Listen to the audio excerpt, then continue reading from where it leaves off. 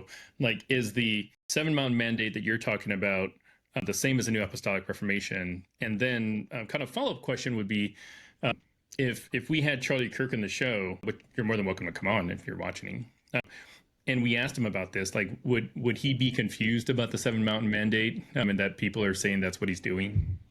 He would deny that he was doing it. I'll start with your second question. He has said through his spokesperson that he cannot identify the 7 areas, which is kind of funny because, again, there are documents in planning and donor documents where he says we want to invest in these 7 areas. Said that President Trump is the first president to understand these 7 areas.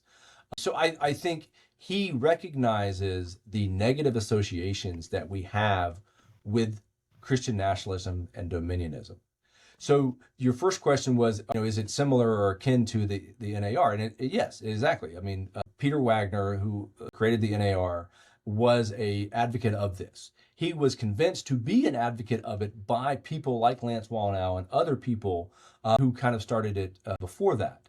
And I want to say it's kind of, an iffy history, but that's what I wanted to do in the book, is to trace out the history of these mountains and how they all came to be centered on or collected in Turning Point USA.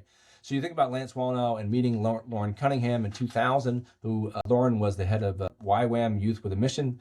And he had this vision with Bill Bright about these 7 areas. And that 7 areas were not divinely inspired. They had come from other places. They're listed in textbooks. Abraham Kuyper across the pond in Europe came up with these spheres of influence. So it was out there, it was known, and they listed these for themselves. So it has a collection of history or links all the way back to Kuyper. But what Matthew Taylor pointed out is this network of apostles and prophets that Peter Wagner started added to it by suggesting that there was this spiritual warfare that was going on and that we had already won. And I think that's what makes, I call it Charlie Kirk the 3rd generation of it. So if Lance Wallnau and Peter Wagner are the 2nd generation and Bill Bright and Lauren Cunningham the 1st generation, there's a change from the 1st to the 3rd. And it's much more victory is ours, victory is already done. And also they've been losing ever since then. So Charlie Kirk has had to ratchet up the rhetoric about good and evil, about the end times, about every election being the end of the world to get people to go along with him.